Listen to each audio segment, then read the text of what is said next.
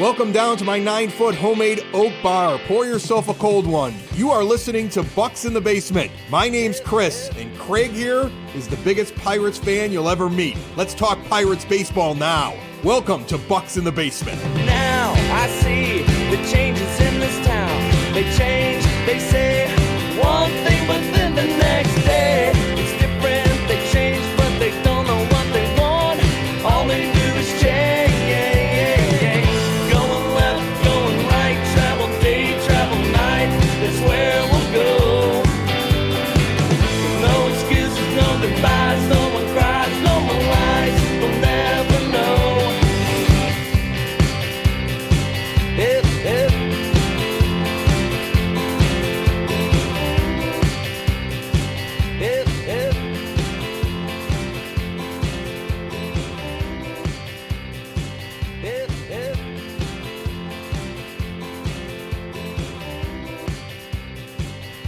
Bucs in the Basement. My name's Chris. His name's Craig. What's going on, buddy? How you doing? I'm not doing too bad, brother. I'm just ready for baseball to start here. Pitchers and catchers report in, a little over 2 weeks? I know. I'm excited. I need it because it's cold and I'm miserable and I need my baseball fix. I want to ask you a question to start off the show, and then I want you to just take it wherever you need to take it today. Let's say, because we had this conversation last week. We talked about the Pirates, their focus, what they have available to try to build their team. They just signed Chapman and they had spent money on him. And we're like, they really need to find a pitcher. And I proposed the idea of some of the pitchers that are sitting out there that are available through trade.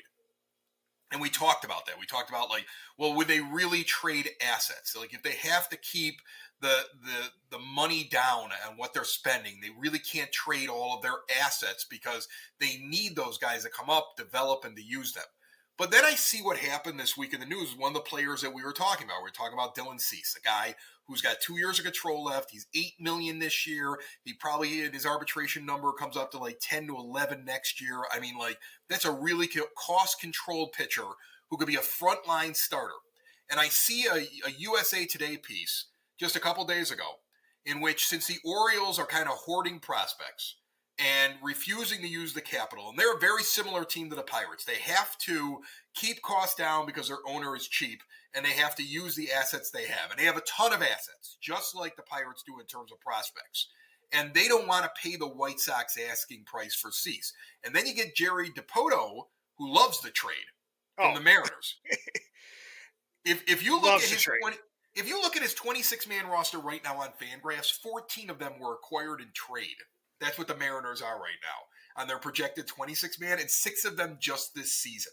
He just traded 4 pieces away for Jorge Polanco, and I'm like, why? He gave him so much. This guy's he's that crazy guy in your fantasy league who makes deals, and now he's knocking on the White Sox door. And USA Today pointed out that if they were able to acquire Dylan Cease, it'd be Castillo, Cease, Logan Gilbert, and George Kirby as their big 4, which is an insane rotation, right? Now, here's a team that doesn't have exactly what the Sox want, but the guy wants the deal, right? He wants the deal. And then you look at the Pirates and you look at the fact that we need pitching, and I ask the question, would you be upset? And I just want to get your honest reaction. Would you be upset if Ben Cherington all of a sudden said, wait a minute, why am I not involved in this? I'd like to have a front-end starter at the top. I'd like to go win the division this year. Why aren't we involved in this whole thing? What do the White Sox actually want? And you don't have to give up schemes. Don't even look at schemes, right? What they want is a middle infielder, okay? That's either Gonzalez or that's Tamar Johnson. Pick one, right? I mean, that's what you're trying to do. So you got to pick. Just find them they need a middle infielder. They need an outfielder. They really want pitching. Could you imagine if would you be upset? Here's the question. I'm kind of getting lost here as I'm trying to go through all the different names here and the possibilities. If you saw Jared Jones and Tamar Johnson get traded for Dylan Cease, would you be upset? Instant reaction. I would say no. Because I made the stance, I think it was even last week or the week before, and a few times, is that if you can get a proven piece for a guy that you have not seen yet, then I would say no. I don't see how I could be upset. I mean, I know a lot of people look at like Dylan Cease's some of his like metrics that we look at, like whip. Like his whip last year was not the greatest. Definitely walks a lot of people, strikes out a lot of people. I mean, his bad points are that he generally is a 6 inning pitcher who, if he gets in the 7, you're excited. He did have a high whip, but it was accumulated in the back half of last year when they were going into the toilet, and that's the thing. Like it's not a very good sample because he was good in the first half of the year and he had a great season the year before, and he's incredibly consistent. Like he's not a guy that you ever hear like he tweaked this, he tweaked that. He goes out and he eats innings and he's a top end piece. And for that money, when you look at what everybody's being signed for and how the Pirates have to work within a certain budget, I mean, what if it wasn't even Johnson? What if they don't go anywhere near tomorrow and they just say that they want Nick Gonzalez because they want a middle infielder and they buy his draft position. They buy what he could possibly be, and they say we want a pitcher, we want him. Throw in like, and they may want some other like shots in the dark, right? But like they want a top 100 prospect for sure. So they may sit there and say, fine, we'll take Nick Gonzalez off you, and we'll take Jared Jones, and maybe they ask for Solomento. Maybe they only ask for one of those pitchers. They probably want one of your starting pitchers, though. Let's say they want one of your starting pitchers that's not Skeens in your top 100. They want one of those two guys as a middle infielder, and then they want a sprinkling of this or that or somebody they think could possibly turn into a right fielder that may not even be on a top 100 list but has gotten a taste of the majors that you could find in your system. Like, if they came along and asked for that package, like I would think that's something the Pirates, you're not giving up too much capital. That's what I kept thinking. I kept looking at the rumors as to what the Mariners are looking to give up for him and what the asking price of the Orioles. And I go, the Pirates could be in on it, but by doing it, you have to say, we're trying to win and we think that we could win our division this year. We definitely could be a playoff. 2025. We really think that we're going to have something because he's going to be on the mound. You're not going to have Dylan Cease in 26. He's a Boris client, and you see the price tag on Scott Boris, guys. He's actually that guy that's still out there right now. Why is he slipping my name? He's a pitcher. He's a starting pitcher. Blake Snell, Jordan Montgomery. He's so comparable to Blake Snell in terms of how long he goes in the innings and his metrics. And you look at what they're asking for Blake Snell, the Pirates would never pay that. So you're only going to get him for 2. But do you believe that 2 years of that guy, when you've been mired in mediocrity or worse for years upon years, and you want to be competitive this year, would you go get 2 years of cost control and give up one of the 4 starting pitchers or pitchers that you have in the top 100 list, a middle infielder and possibly an outfielder or some jumble of players, like 4 players in total, but it'd be centered around that pitcher and that infielder? I mean, I can't say why I wouldn't go for it, Chris, just because, like I said, it gives you a guaranteed piece. It gives you a guy that slots in with Mitch Keller. I mean, we always say, you could I would put them both top end of the rotation, obviously. You get another one of your 5 pitchers. You now have, 4 for this season. So I don't see why you wouldn't do that. The only thing is how close do you think you are in 2024 and 2025? This brings you a little bit closer, and it doesn't really do too much to the future. Jared Jones. No, I don't think it does. You have a glut at middle infield, don't you? Yeah, I mean, you have. Not everybody's going to make it. You have plenty of starting pitching. But that was the thing. The Pirates are behind on their starting pitching, right? Hasn't that been the complaint that we've had? They're behind on the starting pitching. The starting pitching is further back. So now trade in one of those pieces that's too far away, that isn't going to be a factor this year, and bump yourself up. Then you take Martin Perez, who right now Fangraph says is your 2, and you make him a 3. You take Marco Gonzalez, who they say is a 3, and you make him a 4. And then if Skeens comes along, which we're all hopeful that he does, and you insert him in that rotation, imagine your second half rotation with Keller and Cease and Skeens now up and Perez and Gonzalez, and who else could you go out and possibly get at a trade deadline if you start to catch fire? And now there's excitement in Pittsburgh. I mean, you're that close to something like that happening. And there's so many bats sitting out there right now still looking for a home. You're a couple of like little deals here and there, picking up guys in the last couple of weeks before the offseason after you pull off this trade. And all of a sudden you're going to be the fun pick on MLB Network where they're like, watch out for the Pirates. And wouldn't that be great? It would be fun. I mean, we always talk about like the long term and the negatives and what we could do and the hope but I mean, like every once in a while, I like to just throw out there the possibility of, hey, you guys want to just be a team that actually contends this year? Because it's right there.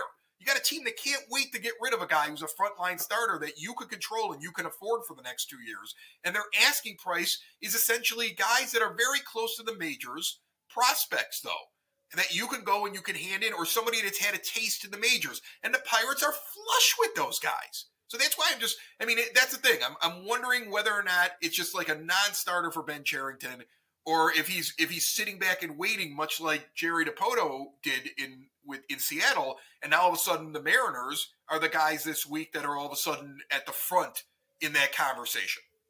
I think that I can't think them not having a conversation about this.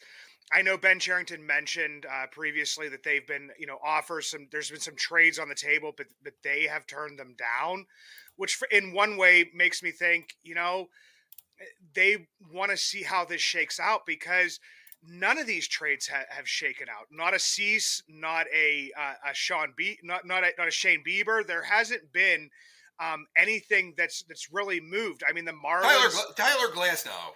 No, was he a free agent or was he a trade? He was a trade. Okay, he was a trade. That was the one. There was the one guy that got moved that actually made sense. But of course, that was what, the Dodgers? Didn't they grab him up? Yeah. So, I mean, the Dodgers get whatever they want to, and they get things done.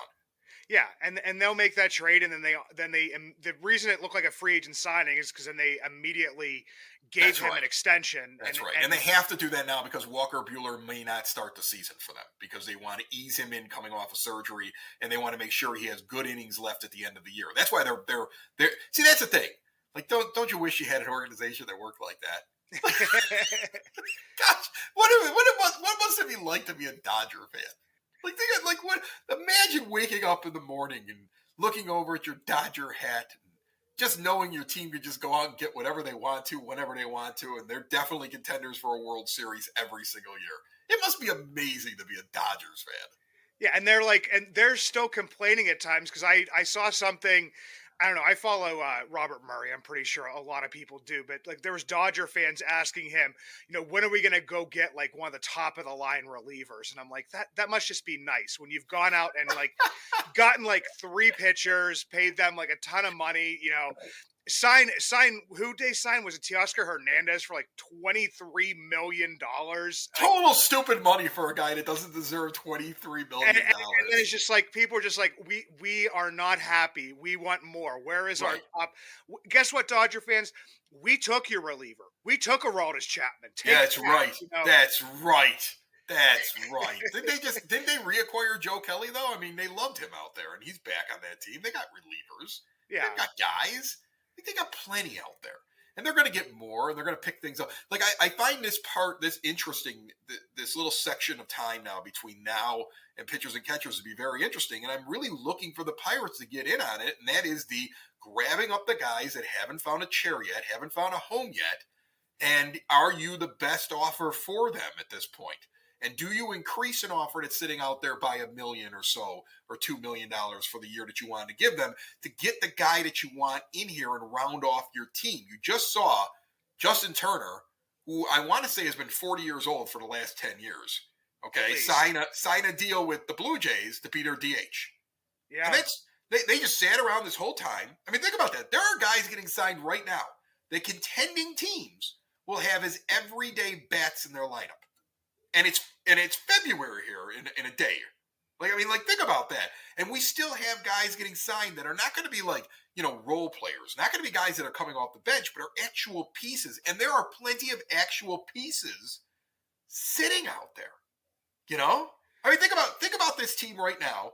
If you were able to convince somebody like Tim Anderson in a 1-year prove-it deal to come in and play second base like he did for Team USA, he's still sitting there. Ahmed Rosario sitting out there the middle infielder that's got all kinds of talent. There's a lot of talented guys that are sitting out there. And you have to wonder how many contracts are out on the table where like these free agents are talking to their agent. It's like, all right, you got 7 offers and they're listing off the 7 teams and the Pirates are one of the 7 offers. And these guys are going to start picking where they want to go. You know, and they want to do it soon because I mean, like you said, pitchers and catchers reporting, like we talked about, in a little less than 2 weeks at the time of our recording. I mean, a little more than 2 weeks at the time of our recording, and you got to get places. I mean, obviously, I'm hoping that the Pirates bring in a pitcher before those pitchers and catchers report, but I mean, I think that somebody said that there was like 30 of the top 50 free agents that, like, you know, whoever it is, MLB Trade Rumors or The Athletic or somebody comes out, they're all still sitting out there. And that's where, like, I'm wondering, like, with the Pirates, a lot of these times, like, it looks like a lot of these guys they actually want these 1-year prove it deals. Whereas in previous years, it's guys have wanted, you know, whatever would be the most guaranteed money for them. A lot of these guys are signing the 1-year deals with like that option, which pretty much turns into a 1-year deal unless the guy completely stinks and it's a player option and they pick it up because they need another year to prove themselves or they knew they weren't going to get that in the open market. Yes, I don't like these 1-year deals. Pirates fans don't like these 1-year deals. And it kind of seems like the Pirates aren't really into playing that option game. It's not like really something. I mean, I know they did it last year with Harley Garcia, but that was like such a low end option. It was like, I think $3.75 million for this year and nothing to buy it out. But I mean, a lot of these guys, it's like, okay, well, they signed a 2-year, you know, what was it? Reese Hoskins, a 2-year, like $34 million deal, which Pirates fans will be like, oh, that's completely reasonable. And I'm like, well, yeah, it's if you got him for those 2 years, but you're pretty much only guaranteed to get him for that 1 year for that $17 million. And if he plays well, he's gone. And if he doesn't play well, then he's trying to hold on. So is that really, you know, that's what you're trying to get right now if you're a player without a chair, right? Yeah. You're trying to get a team that wants you so bad that you can restart and go be a free agent next year again and try it a second time. Okay? And the thing is that Pirates may not want to do that, so now they're going to have to wait until those deals are off the table. And that's what stinks about it.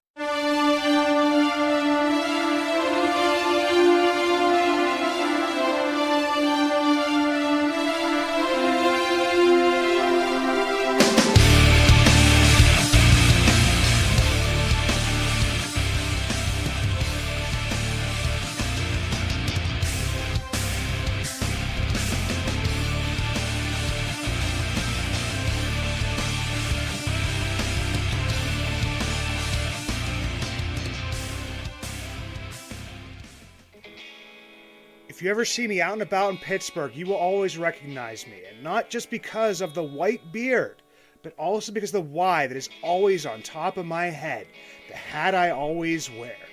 The Yins brand, proud partners with Bucs in the Basement. 3 dynasties, 1 brand, Yins. Finally, 1 brand to rep all black and gold. Follow at Shop Yins for new merch drops and giveaways. Order online at www.shopyins, the emphasis on the 2 Z's, high quality comfort, lightweight materials, a new modern look for the black and gold, made for Yins by a Yinzer.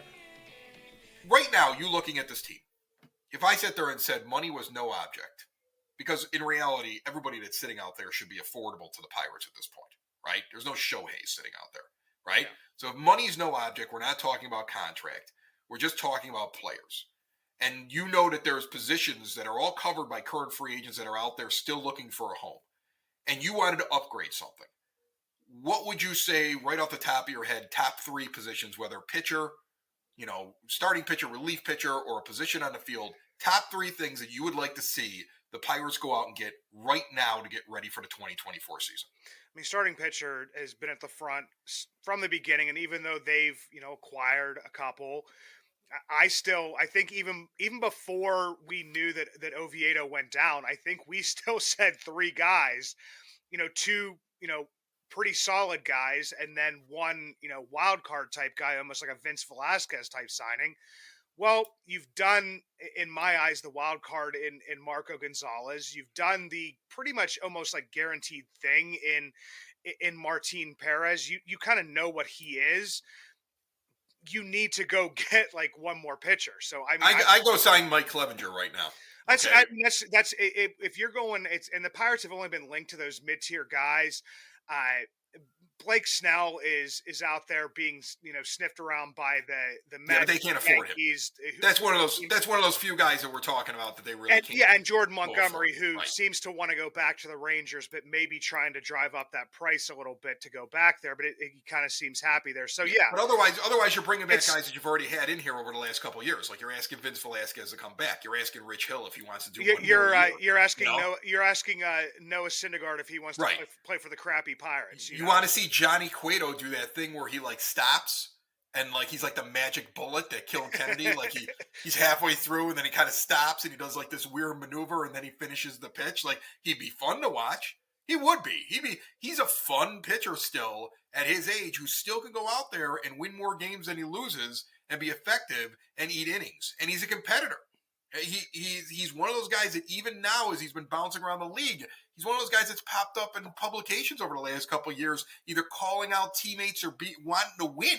So I mean, that's a guy out there that really is only worth about a win above replacement each year over the last couple of years, but has the ability to pitch and eat some innings. So there's guys that are out there that they can go get after starting pitching though. Are their positions? Because I look at the outfield and say it's not good enough.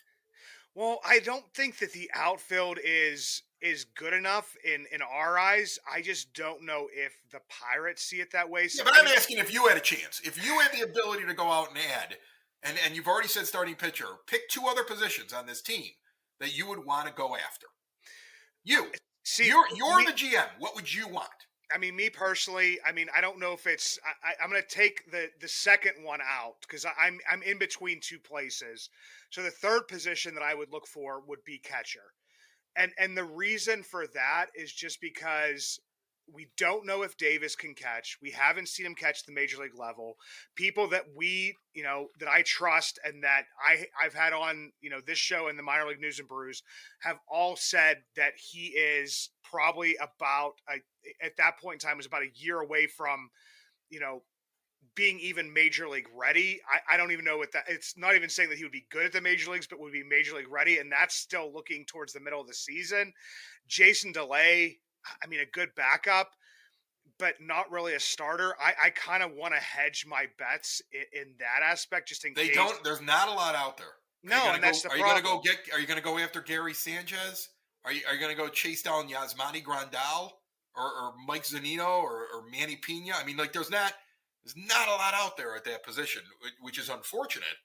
But that's what you'd be looking at names like that if you wanted to add another catcher. But I get that you want to do it. So what are the two positions that you weren't sure about? Well, the one thing that gets talked about a lot is Jack Sawinski's ability to play center field, and in the corner outfields he has performed better. He's actually performed better in left field rather than right field. But Brian Reynolds has left field, so it would be moving him to right field, bringing in a center fielder to kind of shore up. A lot of times it would be the defense on that end because Michael A. Taylor. What would you think about a Michael A. Taylor? And that's the name that gets like pushed out there all the time. And defensively, like obviously he would automatically like be put in there and he would be your best defender in the outfield.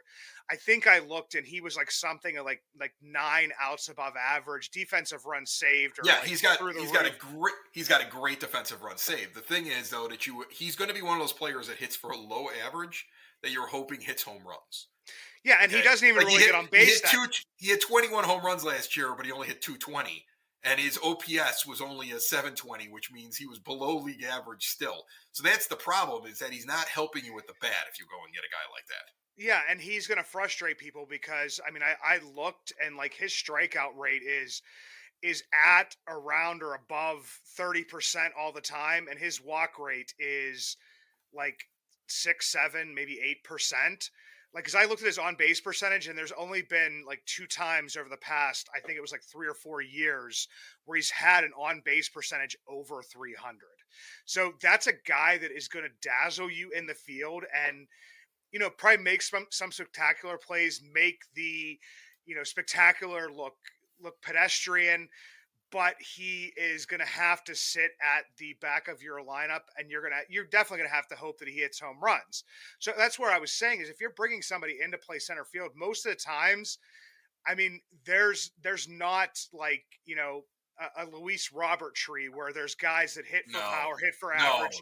yeah, Do you there's know what I not a mean? lot And, of guys like and that. not a lot of guys like that also play a good defensive center field. So if you're getting a guy that's going to play in center field, then you're more than likely getting a guy who plays very good defensively and just basically carries around a toothpick. I mean, that's just what you're looking at. And And that's probably what you're. And here's the thing: there's not a lot of hitters that are sitting out in the outfield right now. You almost would want to go towards the defensive angle because then you're just going to get somebody who's middling at both. Otherwise, you know. yeah, and that's why my thing is I lean towards this, and bringing up like a Tim Anderson and Ahmed Rosario. I've looked at some other players, and it's like, to me, second base. And I know that like people would say, well, you would be blocking the opportunity for Nick Gonzalez. He only got Oh, a little whatever. over If 100 he's plate good enough, appearances. then You're if he's good blocking. enough, then he takes. You're Yeah, if blocking he's good Leo enough, he takes it. Piguero. Like, Yeah, if they're good enough, then they take yeah, it away so from somebody else. and I just hate going in with holes, and believe me, and it doesn't even like I think I've brought this up a few times before. Was Rodolfo Castro the year before was over a 2-WAR player, and was last year supposed to be like our starting second baseman, came out, couldn't hit for the life. He basically became a platoon bat, if that, and then he's traded away for Bailey Falter. So, I mean, to kind of put that on, okay, we're going to let, Piguero and Gonzalez battle out at second base sounds, all good and fine. And you'll say, one of these guys will win this in spring training. Well, to me, like, spring training stats really don't mean a whole lot. And you had a guy the previous year who proved it in the major leagues and couldn't even stick at the position. I would rather bring in a veteran so that you could have, somebody who is, I mean, they're both good defensively, but a more veteran presence to help out Rowdy Tellez, who's not a very rangy, you know, first baseman. And at that point in time, you have keep Ryan Hayes, Ono Cruz, and then whoever this second baseman would be. And that would be like a pretty solid middle infield. I just don't know if you put Michael A. Taylor in center field and then you move Jack Swinski over to right field, then you have Connor Joe, Edward Olivares. I mean, I guess Palacios would probably be out of there, but Well, here's the thing: you would strengthen your defense, but then you need to add hitting. So then the second base, like, here's the thing: what if they were, and it shouldn't be that crazy to say it at this point, folks. What if they were to add a Michael A. Taylor to improve their defense, and then add a second baseman that they felt better about the hitting? yeah, Because you need to add more offense, right? So why not add more? Like, that's the thing. Like, when you're talking about second baseman, they're very different options out there right now. Like, do you want to go with somebody that's more of a veteran that can play defense? Do you want to go with somebody who's a veteran who can play offense but might lose a little bit defensively? Because if you wanted a veteran that people seem to love in a locker room that plays good defense, you'd look at Elvis Andrus and you'd say, I'm going to go sign that guy to go stand at second base, yeah. right? He would play he would have a very big veteran role inside the clubhouse. You always read good things about him, and he'd be a guy to be standing out there, right? But if you wanted to get offense, you'd be trying to convince somebody like Tim Anderson, who hasn't been able to find anybody really interested in him, that, hey, you need to kind of resurrect your career. Why don't you spend a year here? We'll do one of those one-year option type things here. He's not really blocking long-term. He comes in to help your club, and then all of a sudden you got a guy who's a leadoff hitter and has a bat that you add on to your team. You're able to shuffle that order a little bit, okay, and add more power to your team and more offensive output. A guy won a batting title just a few years ago. But he be converting from shortstop to second, and there may be a few deficiencies. Like what type of player would you be looking for at second base? I think says everything. But I do agree with you that that's a position that I would add to, because you have more options in your middle infield right now to be able to add and improve your team for the 2024 season than you have in the outfield. And that's the thing. You have more you have more infield options currently available walking around a free agency than you have in the outfield. Outfield, you might have to pull off the trade. Yeah, and that's something that I feel like that is also something that could be, traded for if you're doing well in it, in the middle of the season. I mean, that's a place where I feel like you could fill. And then, like you said, if Gonzalez or Peguero, start to push Tim Anderson out of the way, and he builds at least somewhat of that trade value, then you trade him. I mean, I don't know. It's just, to me, it's like there's so many places to add. Obviously, the main hole is in starting pitching. I just wouldn't ask, Tim Anderson to square up against anybody, But he'd be the perfect. Think about that. You get a guy who nobody seems to want right now. He resurrects his career. If he gets pushed out of the way, you get value for him. If not, you figure it out next year. Now I see the changes in this town. They change, they say one thing, but then the next day